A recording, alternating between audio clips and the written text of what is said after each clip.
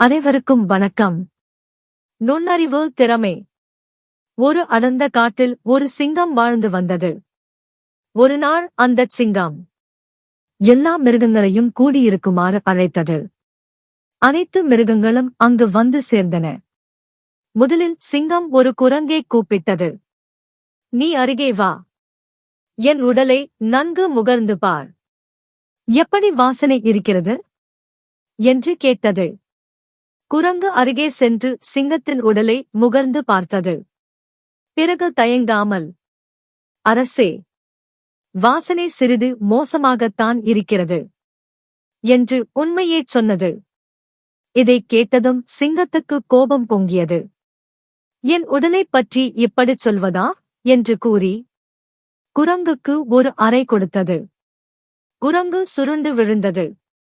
அடுத்ததாக சிங்கம் ஒரு கரடியை கூப்பிட்டது. நீ வா. நன்கு பார்த்து உண்மையைச் சொல் என்றது. கரடி கீழே விழுந்திருந்த குரங்கை பார்த்துக் கொண்டே அருகே வந்தது. சிங்கத்தை முகர்ந்து பார்த்து, ஆகா, ரோஜாப்பூ போல வாசனை இருக்கிறது என்று பொய்யாக புகழ்ந்தது. சிங்கம் உடனே, பொய்யா சொல்கிறாய் என்று சொல்லி கரடியையும் ஓங்கி அடித்தது. கரடியும் சுருண்டு விழுந்தது. பின்னர் சிங்கம் ஒரு நரியைக் கூப்பிட்டது. நீ வா. நீதான் உண்மையைச் சரியாகச் சொல்வாய் என்றது. நரி தரையில் விழுந்திருந்த குரங்கையும் கரடியையும் கவனித்துக் கொண்டே அருகே வந்தது. சிங்கத்தின் உடலை முகர்ந்து பார்த்தது. சிறிது நேரம் யோசித்த பின், மன்னிக்கவும் அரசே, எனக்கு 3 நாட்களாக ஜலதோஷம்.